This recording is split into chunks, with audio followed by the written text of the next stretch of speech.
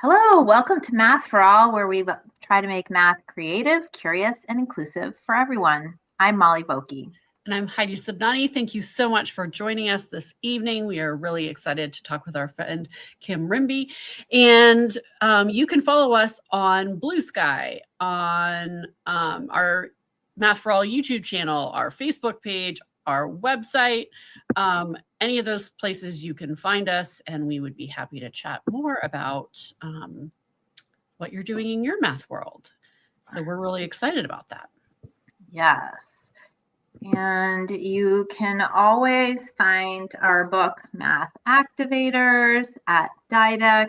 If you know kids that need to talk about fractions, decimals, and integers, we have some great visuals in there, which is what we're going to be talking about today. So, yay, yes, we're going to be talking about that today. And our book actually has a lot of visuals in it for those particular topics. So, we're going to be talking to Kim Rimbey today about how we help students visualize the math that they're learning. And she has this book out. So we're going to be talking about this book. And I learned today a little bit of a story about this book. So I think she's going to tell it to us, which is super fun. So let me read Kim's bio. Kim is an educational entrepreneur, author, inventor, mentor, math coach, and above all else, a teacher. Whether working at the school, district, or state level, she has never forgotten the realities of classroom teaching. Kim is the co-inventor of KP 10-frame tiles, the author of 4 books published by Corwin, and an official Building Thinking Classrooms team member and facilitator. So let's bring her in. Hello. I had to roll across the room to get my KP tile. Oh, I know. I know. Right there, though, in my box of always used, like things that I have to have on the top of my desk. So. Oh, you make me happy. Oh, yeah, we're so happy that you're here today. If anyone doesn't know what her background is, she is in Hawaii right now, so that's not terrible. Yeah, great location to work. For right? The moment, anyway. Right. Yeah, especially, I feel so bad when I hear about all the storms and everything that's happening far away from here. You know, this is my real background here. Mm-hmm. This is really looking out the window where I am staying this week. So you should not be feeling bad about that. You should be feeling happy about your current status. I am joyful. Yes. Yeah. Well, we love to start here, even though you're a repeat guest, and as people know, this year is dedicated to women working in our field and non-binary folk. And so we have a couple of people who are return guests, and you are one of them.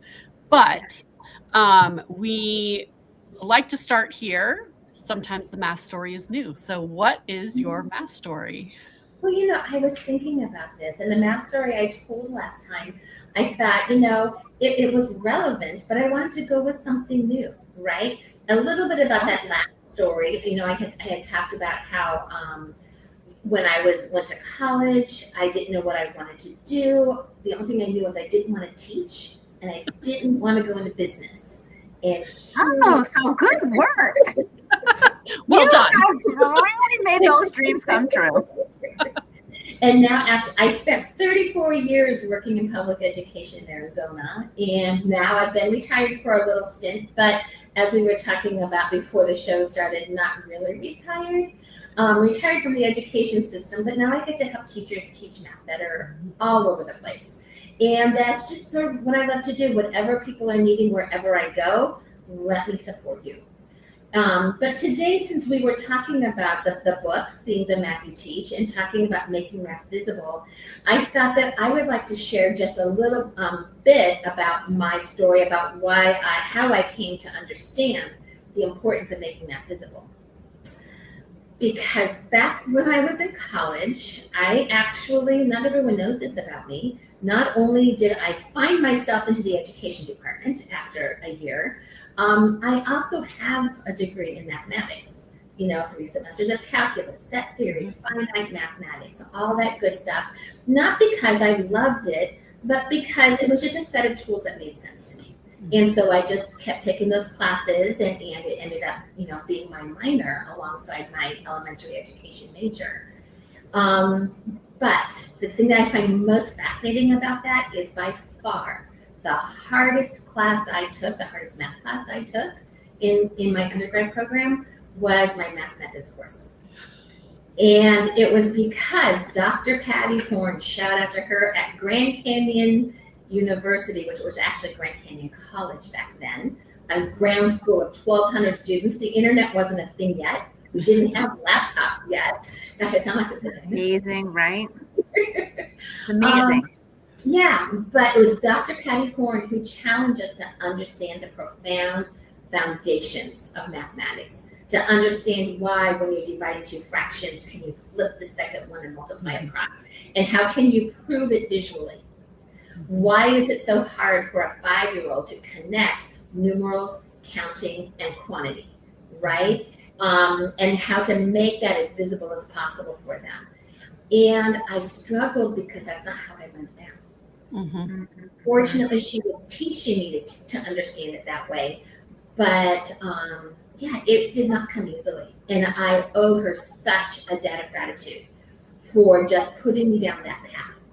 And then after taking that math methods course, and I did eventually get an A by the end, but I had a D halfway through. It was not an easy course. I went to student teaching, and I student taught in kindergarten, math degree, kindergarten, student taught in kindergarten with Patty Buman. She was my mentor teacher, and she was a Math Their Way instructor. And Math Their Way was sort of like the first really big program that pushed hands-on visible mathematics in elementary school. So I just learned how to teach that way. And it was in kindergarten. And I like to say that everything I learned about teaching, I learned by teaching kindergarten. Yeah. Because I learned to make math visible. I learned to make it hands-on. I learned to break things down into the smallest pieces. So as I bumped up, after several years of teaching kindergarten, I bumped up to first grade. And I just kept bumping up to all the different grades. And eventually I realized I could do all of this because I knew how to break things down. And I knew how to make things visible. And so I just thought that was a really good story to share with you guys in terms of how this path. And I'm really fortunate that happened so early in my career. Yeah. That's what I was thinking about with that story, because I didn't have anyone in college who, I mean, I definitely took a math methods course, but we were using manipulatives, but we weren't pushing limits. We weren't having deep understanding. We were understanding procedures. Yes. And that's about it. Until I had to teach middle school kids, and they would ask you why. I'm like, ooh, I don't know. Hold on, let me go down the hall. I'll find out why. Because Jane Spakowski was my mentor teacher, and she knew all the whys. But for most of us, I don't think that we weren't taught that way, and we weren't taught to teach that way. Yeah. So we had to figure it out somewhere along the way. And honestly, I got to start that with, I'm in year 38 as an educator. I've been doing this gig for quite a while now, right? Yeah. But along the way, I was super influenced by the CGI team, Thomas Carpenter and all the cognitively guided instruction folks. I was heavily influenced by John Vanderwall's work. That, Jennifer Bay Williams and that whole team continues. And more recently, super impacted by Peter Liljedahl's work.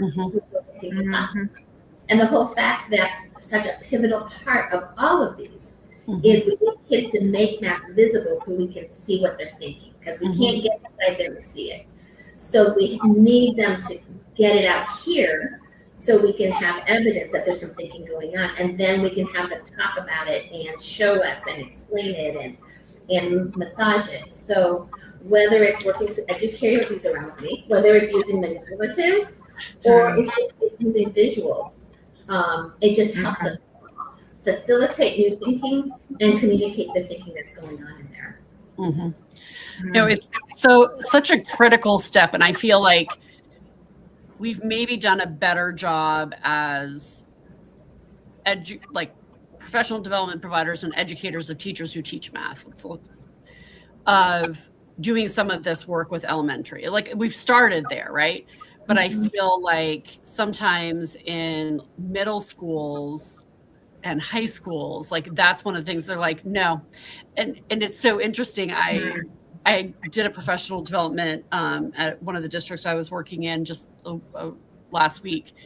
And we were talking about the sixth grade teachers were talking about like kind of the progression of like multi-digit multiplication and division for their students, and like, what were they doing before, because we don't know. And so I did this whole thing of like the area model through Algebra 2, and they were like, when you first started, we were like, why is she doing this? This is not something that we would ever use. And it was then we started doing it, and they were like, wait a minute. They were like, like putting things down on paper, and I was like, okay, I had you sketch that out. I know you don't want to do this, multi-digit multiplication in the area model, but I'm having you do that for a reason, to show you why. I said, and it was one of those moments where they were like, why did no one ever say this to me before? Yeah. And, like, why weren't we shown this? Like, this would have been so helpful. And I think for those of us who didn't learn these things until much later in life, or like further into our educational careers, it feels like we were gypped, and then we think like, oh, I could have had the opportunity to do this with students even longer. It's one of those things where you look back and like, oh, well, if I had known different. Right. And isn't it interesting too, like, why didn't they show us? Well, they would have if they'd known. But they didn't know. I mean, why would they keep that from you, right? Like, let's keep the keys from the kids so that they can't get all the knowledge. I mean, and what you're saying is really resonating, because I'm thinking about the work that I've done just in the last 3 months, 4 months in September. And I've been in a lot of middle school and high school classrooms, teaching alongside teachers, as well as workshopping with teachers, and taking out algebra tiles and integer chips. Yep. And having these conversations about how to make math not hands-on, or at least visible, right? And the interesting thing to me was the percentage of teachers who it wasn't that they were resisting and refusing to use them. They had never even been introduced to them. Yeah. They didn't even know what that algebra tiles existed, and got so excited given the opportunity to interact with them, right? So, but if we haven't been given the opportunity to see it for ourselves, how can we help the kids see it? Right? Well, that brings us right here. Look at you. I love this question, and I will preface it this way as well. I think one of the hardest things for teachers right now, if they have an HQIM that they've adopted, or if they're trying to put in place some building thinking classrooms methodologies of how to teach. Many of them end with like a synthesis or a consolidation of the work that students have done, right? So we're using student work to guide towards the learning goal that we are trying to get at. But so often we don't have the tools to know what to look for in order to make those connections. So I was really excited when your book came out, because like I feel like that's a lot of the work that I spend time doing with teachers. Like, okay, let's think about and let's map it out. But this is like the cheat sheet of, like, not really, but like it's like lays it out in a way that makes sense, so that you have a starting point as you begin to get into some of this work of showing kids thinking visually. And that's, Molly and I spend tons of time like talking about and doing this, because it is such an important piece of like, how do we, hearing what kids did and repeating it back to them, not, at times challenging, but not too bad. Showing it in an abstract, not too bad. Showing it visually so that other students can make connections to it, really, really hard. So, and also like part of that, and maybe this is something that you're already going to talk about, but part of that is like having the enough understanding of the whys behind the mathematics to know what model to use to describe student thinking, because students don't know what the models are that are like, okay, so I'm thinking I went up to 10 and then I went to 15, like, okay, so that requires a number line, right? So what are, I mean, it's a fairly sophisticated depth of knowledge that a teacher has to have to be able to respond in the moment while students are explaining their thinking. So anyways, let's ask the question. How do we help students visualize the math that they are learning? And how do we visualize the math we are learning? Yeah, and I actually want to just change that the second question to how do we visualize the math we are teaching? Yeah. Right? Because the students really are, we're trying to help them visualize it, but I think that you hit on something there. It's really important that the kids understand what the tools are. And they don't organically know how to use, a specific tool. Right? So that just goes with the management of either the physical tools or the visual tools, which is happening on whiteboards with markers and paper with colored pencils and so forth. But we have to make sure the kids understand how to use those models and when they're appropriate and what's the best use of when. I mean, that's what mathematical practice number 5 is all about, right? Having the kids choose the best tools possible. Right, and use them strategically. So first off, I think, how do we help students visualize the math they're learning? We as teachers, I'm going to do the second question first. We need to be able to visualize the math we're teaching, right? Because when we can see it, the math, we can help them see the math. So we have to be crystal clear on what do these visuals look like? Right? How do we take these strategies the kids are using? Like if we're doing partial products, how do we take the strategy of or represent partial products using an area model, or using distributed property, or showing it with a number line? I mean, there's a lot of different ways we can represent it, and I think there's a difference between strategy and representation. Right? I can have a single strategy, but I can have a lot of different ways to represent it. And when the standards came out in 2012, that most of our states adopted all at once, and some, a lot of us have kind of gone in different directions, but the core is still there for most of us. That's when I first realized we've got a disconnect. At the time, I was working for the Rimbey Foundation of Arizona, and we knew that with these new standards, we had to reach our teachers. We had to help our teachers understand all these strategies and different ways to help kids visualize them. And I also was realizing that we have parents who aren't going to know how to help their kids. And we have kids who don't know what all of these things look like. So what became part of that work is, what can we put in kids' hands? What can we put in parents' hands that can help them see this math to be able to support them? And in the meantime, supporting teachers along the way. And honestly, that book, Sing the Math You Teach, that is the second version of that book.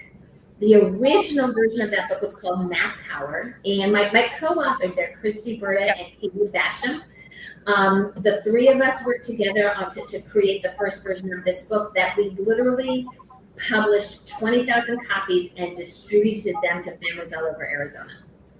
Wow. Because we knew that kids were bringing home homework and being asked to do things and to represent their thinking in ways that parents didn't get.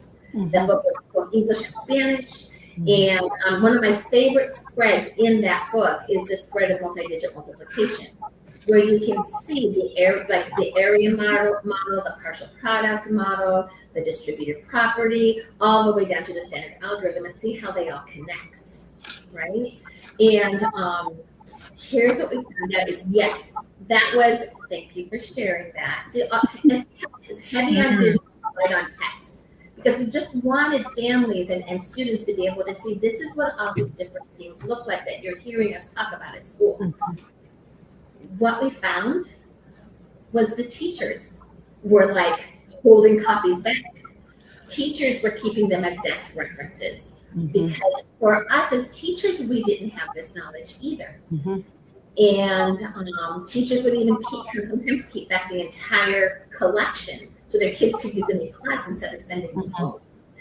And so that's why Sing the Math You Teach, which was just published last year, came to be as a teacher resource because we realized, number one, a lot of us who went through a traditional teacher education program didn't necessarily learn how to teach this way. And for those of us who are going through alternative certification programs and maybe not even taking math methods courses, we have never seen math this way.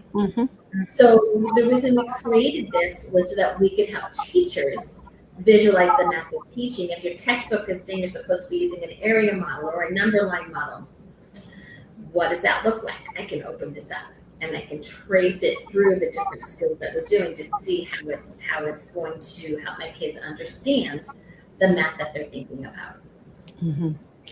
Well, it ties in very nicely to the properties that we're using because we say those words, right? We say associative property, community property, distributed. We say these things without because we want to use the academic language of mathematics. We want to use, be precise in our language around this, but then we don't have a visual to back up the thing that we're saying a lot of times. And so this is one way to help communicate that both to students, if we're the teacher, or teachers, if we're the teacher educator. And so that idea of like how we show those things, because that was just not, if we don't have an understanding or a picture of what that is in our minds, we're going to go back to calling it flip-flop facts. Something. Yeah, whatever. Yeah. Sorry, pet peeve of mine. Yeah, no, I mean, but I was trying to think of one that was coming in, today was the butterfly man. I'm like, no. Yeah. So those kind of things that you hear teachers say, and I'm like, okay, well, let's look at what that really is. Let's come up with, is that a model that's going to continue for students, or is that a model that is going to, once you leave this very narrow version, that is no longer going to be applicable, and it's just one more thing for them to have to remember? Or can we provide a model or a frame that they can use throughout their math experience? And I think that's really one help. You don't think, well, they just can't remember. I'm like, how many things are we asking them to remember? Here's what I think. I mean, even the butterfly method, I know that a lot of us, we look at that and we just say, you know what? There are no butterflies in math class. We need to understand what's going on. And I have come to the place where I think that the butterfly method is not the problem. The problem is that we start there. Yeah.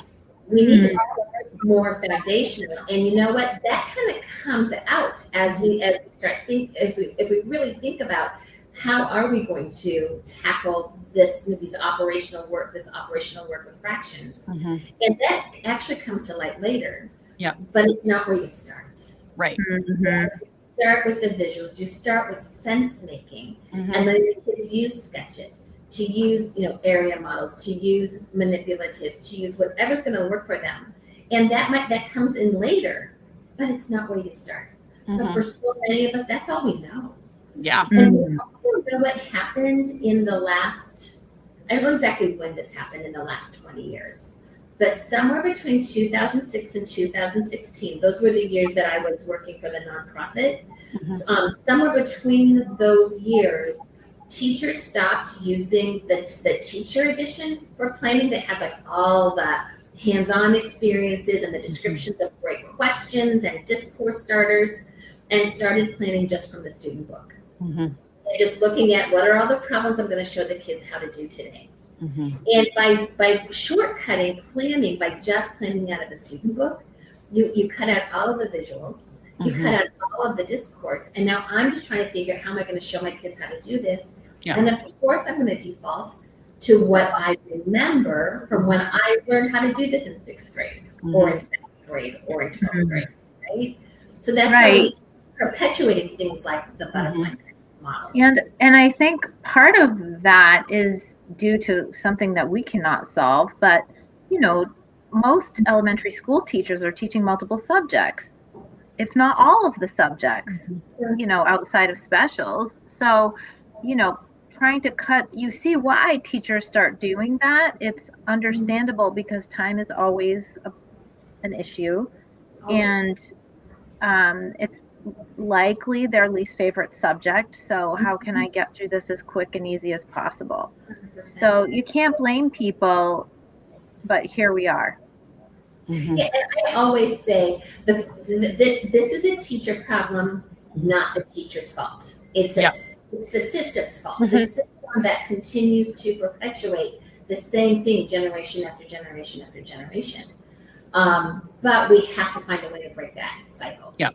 Right? Well, and I think like you said earlier, at least even for me, I was a math major, and I did lots of high level math that I don't currently use. And I feel like when I started teaching and I started being able to use the models and manipulatives to gain a deeper understanding as a grown adult, like you are lucky that you got to learn that as a 20-year-old, but lots of people don't. So, gosh, I just wanted more and more and more and more because I realized how many things I did not understand. I could do them and I could get the answer, but I didn't understand them. So it becomes like an addiction or something. Those moments of clarity when you realize you had a gap that just got filled. For me, it was the equal sign. It was like learning how to balance equations through hands-on equations. And I was just like, blah, blah, blah, blah, all of this higher level math. Yep. And that was a moment of such clarity for me. Yep. And here's the thing that can be a little bit frustrating for me.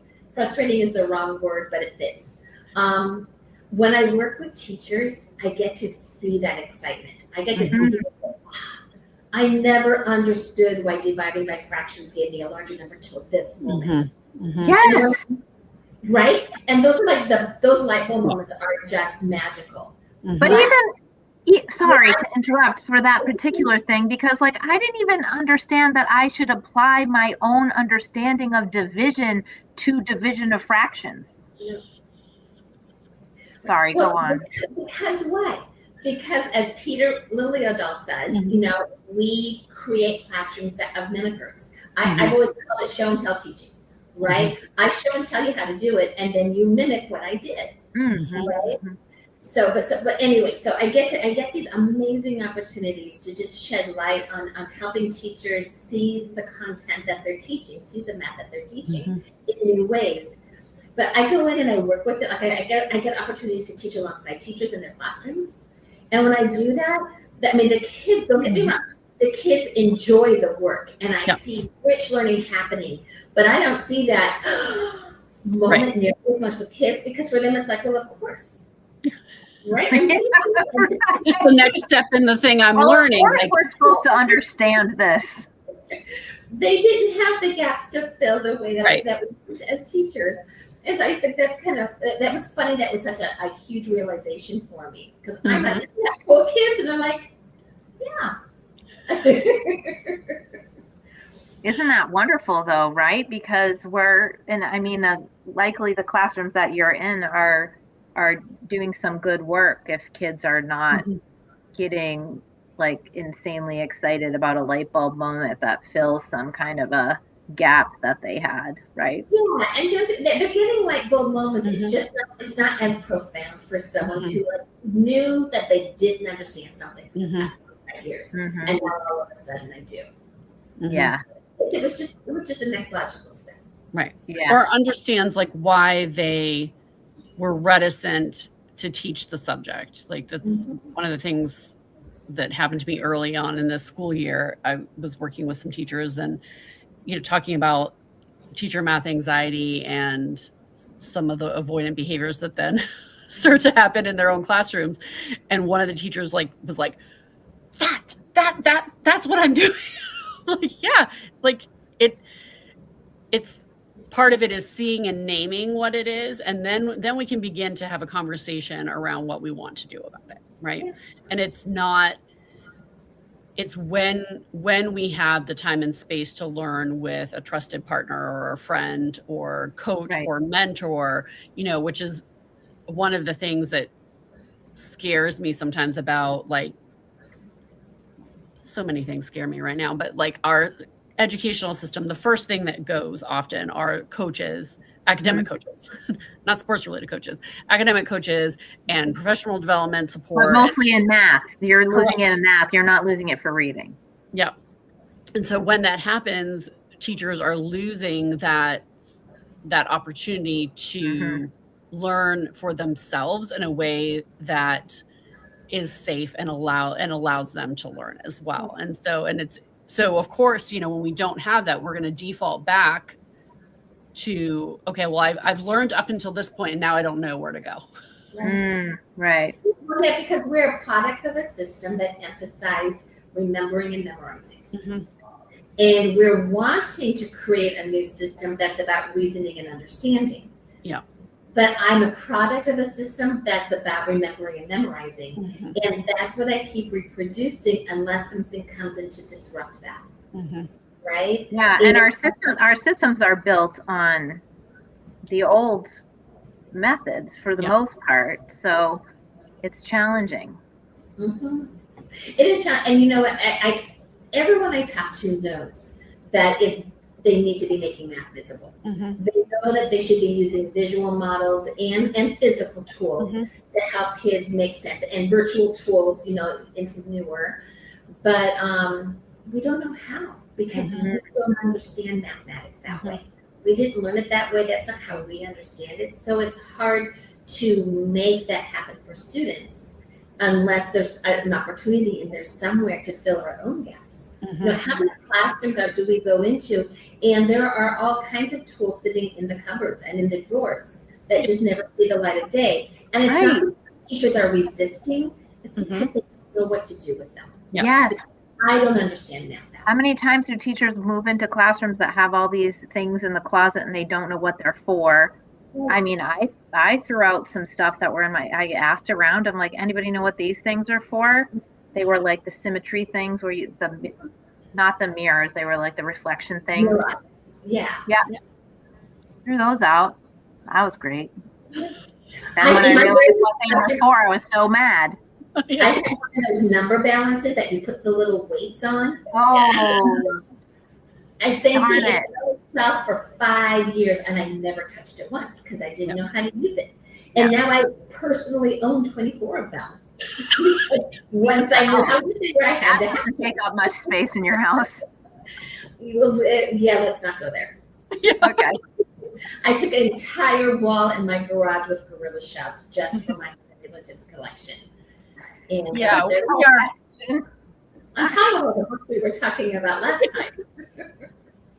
Oh my gosh. Can you talk to us a little bit about what are the major things in your book that maybe they're models, maybe they're manipulatives, but what are the major things that you emphasize in your book in terms of visualizing? That's a really great question, because in the book, we really did hone in on the visuals that could be sketched and drawn.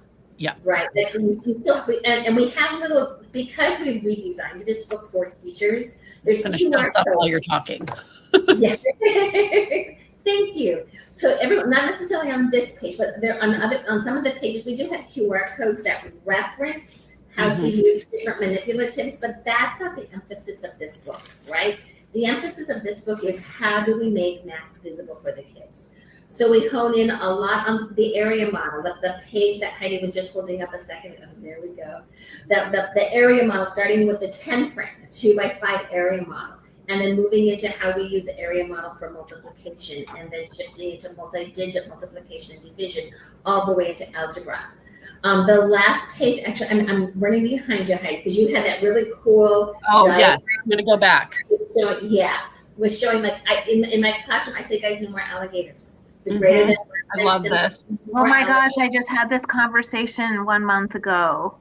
Yeah. Everybody was like, oh, I have to get rid of the alligators now. Yes. I'm like, right. yes, so please. So we just start with like here you see like the bars. We start with bars that have like 6 blocks here and 6 blocks here. You have 2 bars that are parallel to each other. But if I take away some of these blocks, the bars collapse. And that's what's happening when it's less than. Or if I take out some of these over here, the bars collapse. That was not very pretty, but you got the idea. Yeah. They collapse, and they actually point at the smaller quantity. I can't tell you now, I have modeled that for teachers in so many places. And the interesting thing to me is everyone gets excited about that idea. It's the middle school and high school teachers who gasp. Yes. Because they're still struggling with kids who are talking about the alligators and they can't remember which way to make the arrow point. And so they're just like, oh my gosh, so we just made it mathematical. Right? Something that simple. Right? So the area model makes its way throughout the entire book. The number line. The number line, most of our state standards frameworks is introduced somewhere around 2nd grade. I mean, we play with it in kindergarten, 1st grade, but it's more like number tracks in kindergarten and 1st grade. And the number line, you can trace it all the way through the entire book. Here the pages being held up. If we're using it to help model situations with the problem situation types, word problems. But we talk about how to use it to model simple addition and subtraction, multiplication and division, all the way up into graphing inequalities, right? But what happens so much is we use the open number line, right? That's something that our textbooks talk about all the time. Something I have found missing in the understanding of my children, especially when we're using the open number line, is that every single number on that number line is identifying a distance from 0. By definition, that's what a number line is. But we don't talk about it that way. And our kids still think this line is the 67 line, and this line is the 92 line, and I find the difference between them. It's like, but why is this the 67 line? Because it's 67 units from 0, right? And that's something that's missing in the explanations, the conversations, and the drawings. Well, and the connection to measurement, like sometimes we're like, oh, we're going to teach this and then we're going to teach measure. I'm like, no, if we can combine those 2 things together so that you are understanding that the number line is from 0 to that number, that when we measure, it's from 0 to that number, all of those things versus seeing them as separate and siloed. It's like, oh, well, I have to know. We can give kids rulers and teach them how to use the tool, right? Like that is a skill. Like it's a number line that goes from 0 to 100. Right. And that's a really great tool. That's something else we really try to emphasize in the book is the connection to measurement data and geometry. Yeah. Because a lot of times those get taught as their own separate little subunits. They should always at the end. Always at the end. And yet the Van Healy's, when they did their research, taught us that spatial reasoning, geometric thinking is developmental, not according to age, but according to experience. So if we only do 2 weeks of geometry at the end of the year, that is not enough experience to help kids make developmental jumps. They need those experiences all year long. We can use those because those are so visual as a connection all year long for all of the number work we're doing along the way. Yeah, the visual, I mean, I think it's hard for teachers when they're working in a program, and particularly if it's a new program, to find ways to, and also if math is not their favorite subject, to find ways for building in all of that type of thing. Like, okay, so we did multiplication in October, it's now January.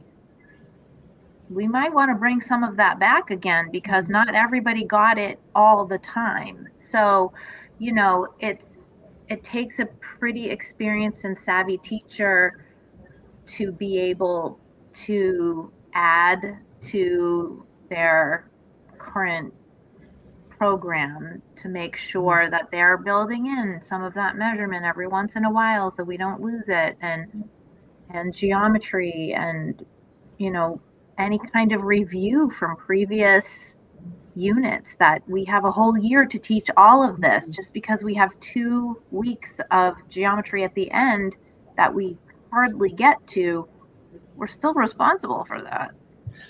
Well, I can't tell you how many teachers I've shared I have like 9 centers. They're geometry measurement centers. Why 9? Because there's 9 weeks in a quarter. Yep. And you just bring them out like one at a time, once a week for the first quarter. Then you just repeat them for the second quarter, repeat them for the third quarter. But it's just something to be developing spatial reasoning all year long.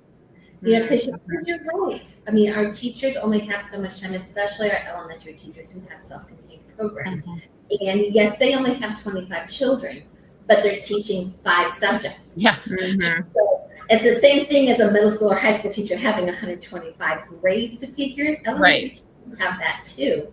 But they don't really get to the benefit of being able to teach the same thing a couple of times. Right. I teach a math lesson. I am not teaching that math lesson again till next For year. a year. Right.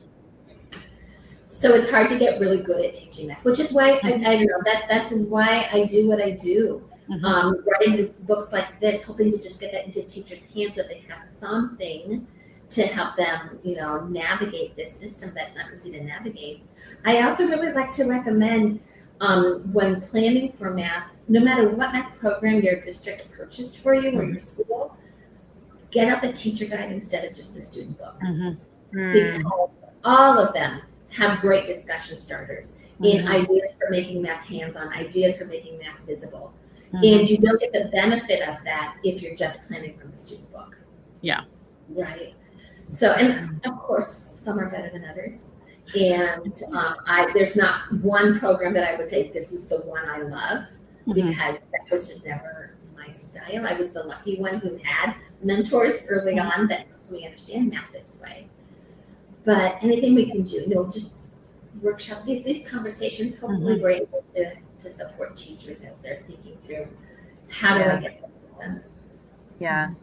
I mean, even quotes. I haven't talked about Dr. Carol Peck yet. She was my boss when I worked for the Rodell Foundation, and she used to say, "Textbooks don't teach kids; teachers do." Yeah. And so we as teachers have to own these ideas, and and at that foundation specifically focused on mathematics, K-6, because we knew that so many of our self-contained teachers don't have the background knowledge to be able to do that well.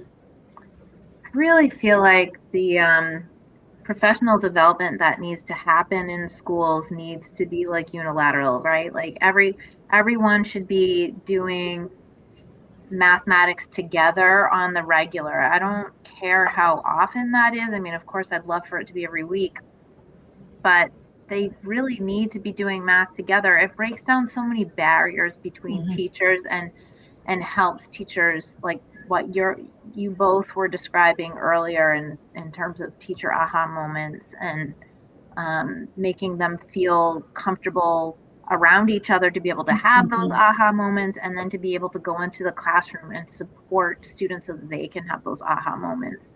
But the vulnerability is so absolutely required for any of the things that we've talked about today. I can speak to that just because I spent so many years coaching elementary teachers. And yes, vulnerability is always something that we have to be careful with. I will say that when it comes to teaching math, elementary teachers tend to be willing to go to be very, very vulnerable, because in our culture, it's okay to not be good at math. It's okay to admit that I don't get this. And so I found that as a math coach, it was much easier for me to support teachers who were willing to be vulnerable than the reading coach. Right? Yeah. So I do think that a lot of elementary teachers are willing to have those conversations. But, you know, to your point, we should be doing math together all the time. And there's a built-in place that so many of our schools have, and that's the PLCs. In time, professional learning communities aren't an event. They are a group of people who are learning together, right? We have meetings where we get together to talk about data. But we spend all the time talking about data. The 4 questions drive us to the data. And we need to add the 5th question of, what does instruction look like? right? I got that idea from Fisher and Fry. I did not come up with that. That's why they call it PLC plus. Yeah. But if we're talking about instruction, let's do math together to make sure that our tier 1 instruction is tight and we all get it. So just spending 5 minutes doing some math together and then getting into the data conversation could be really powerful. Or the beginning of a staff meeting. My principal, this was years ago, but one of my principals gave me a math moment at every staff meeting. And we got to do something mathy at every staff meeting as an entire staff, even art, music, and PE, we were doing that together. No, I love that because powerful, I feel like powerful. It sends a message that math is important, right? And that's not always how it's seen in any school, really. I mean, people really do have a dislike of mathematics, so it's easy to be like, oh yeah, I don't teach that. And so if I was the principal of a school, or if I was a math coach again, and I was at a school where I had that math moment, I would have whiteboards that now that I know BTC, how to teach, and I would have teachers up at boards every time we got together, doing math together and making their thinking visible and seeing that there are a lot of different ways to go about doing it. That would break down a lot of those barriers. Yeah. Yeah. No, for sure, because I feel like PLC time gets a bad name sometimes, and like there are, famous principals who talk about, we just take that away. Like, I don't require my teachers to do that. They can go. And I'm like, no, then we're losing. Yes. If it is pacing, logistics, and copies, yes. If that's what your PLC time is.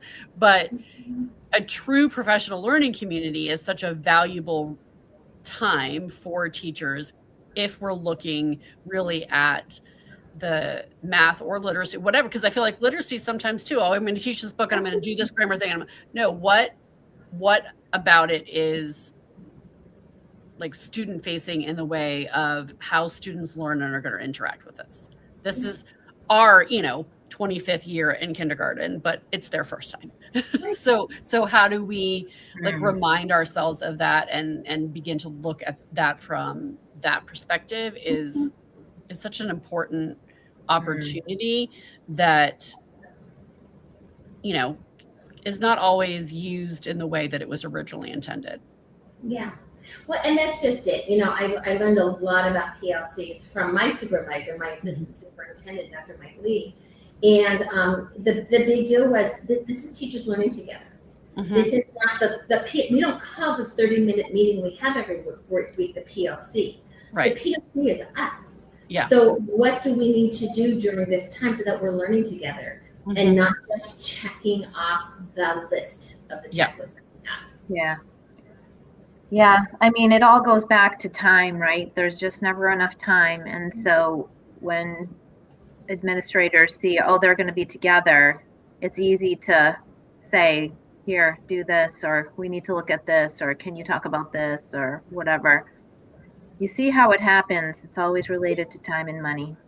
I will tell you, back in my coaching days, it didn't happen all at once, but I convinced my teachers to meet with me as grade levels 30 minutes a week, every single grade level. And they would walk out the door with their math plans for the next week. But I would walk in with my toolkit and I would be sketching and we would be talking about the vocabulary and how are we going to make math visible for your kids next week when you're teaching this unit. And so they walked out with plans and strategies, and it was like undercover PD for me. Yeah. Right? Yeah. That was a professional learning community. Yeah.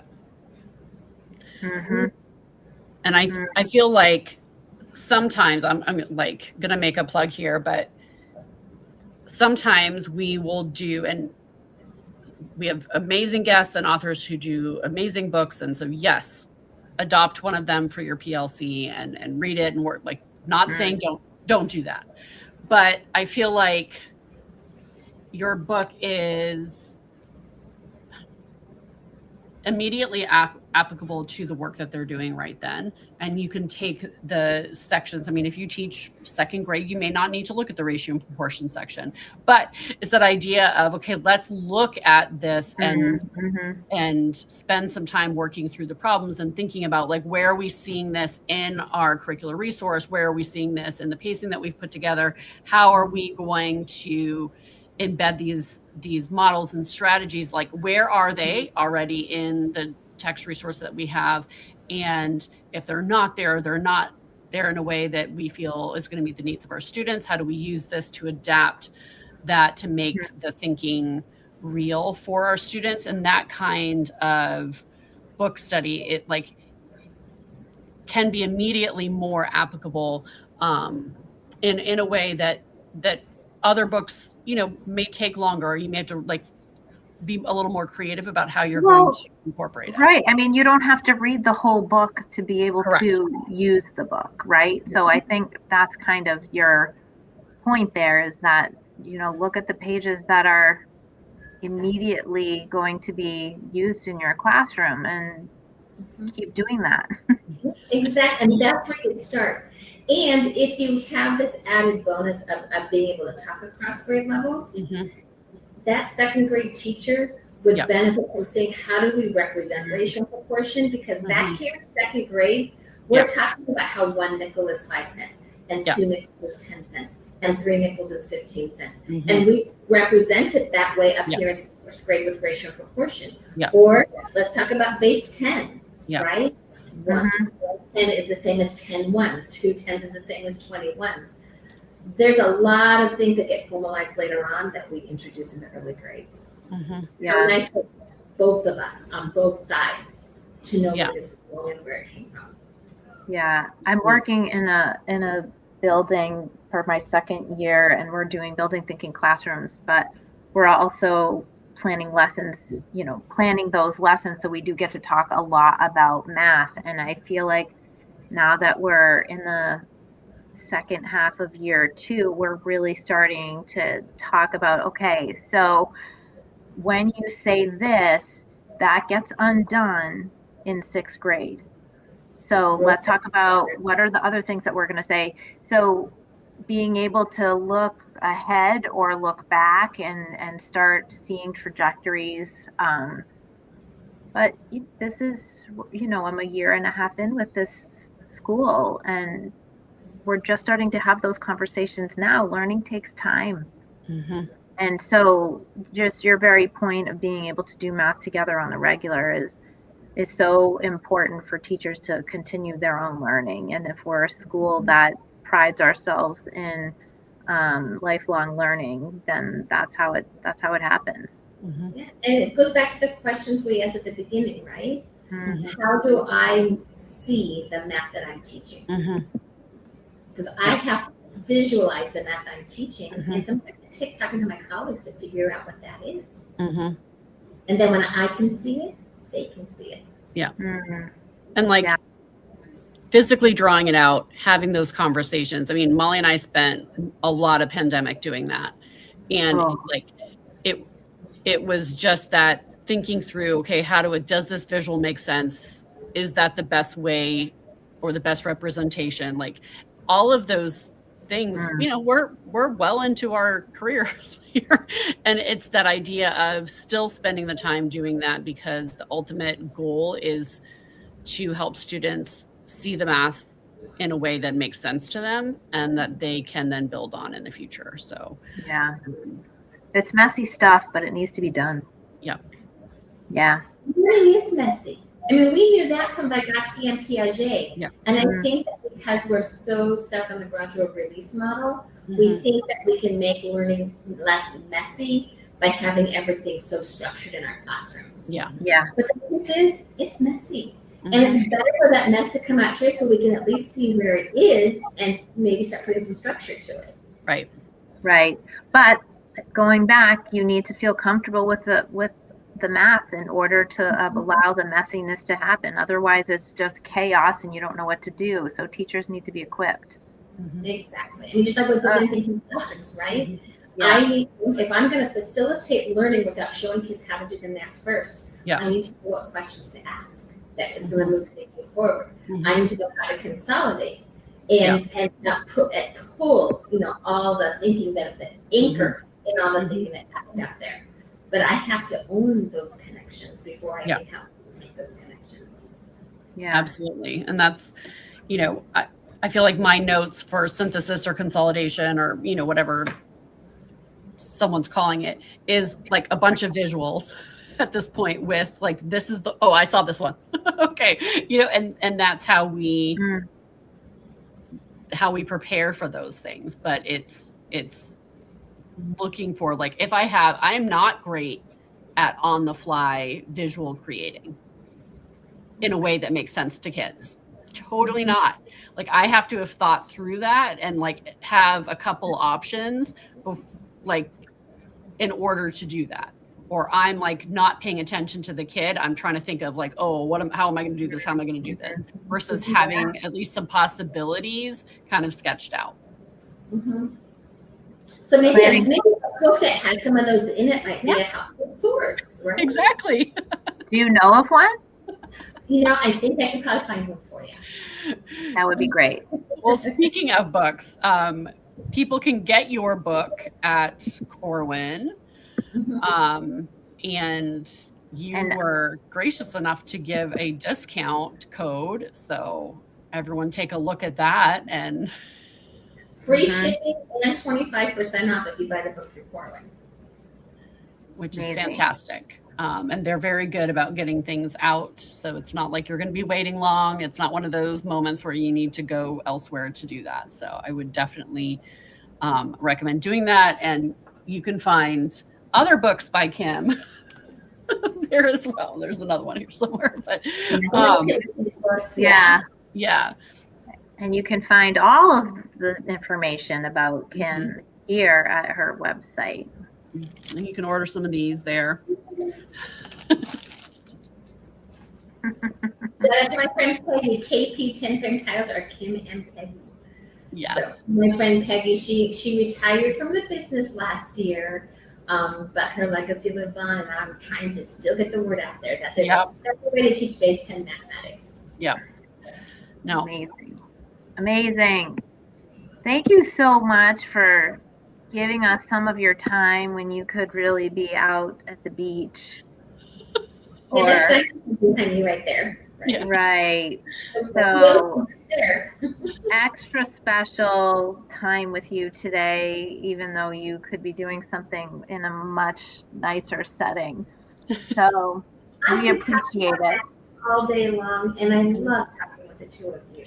Well, we've been looking forward to it and appreciate it. And so enjoy the rest of your time with teachers in Hawaii, and they're lucky to have you there. And we will hopefully see you in real life again soon. I will look forward to it. All right. Thank you. Oh, awesome. I know. Awesome. But yes, I just really recommend. It's very nice, full color, great visuals. And, you know. I had not seen the visual for greater than and less than, and I really was talking with teachers about this just weeks ago. So I'm going to steal that. Yeah. Well, it's not stealing. She put it out there. So she wants us to steal it. Yeah. So our next guest is going to be even. The season is amazing. Yeah. The season is amazing. It is amazing. We're talking to really cool people all the time, but Courtney is going to be a first time on our show, and so we're excited to talk to her. And that's going to be on February 26th. Yes. Math activators again. Didex. And until February 26th, we hope that you keep math creative, curious, and inclusive. Good night, everyone. Night.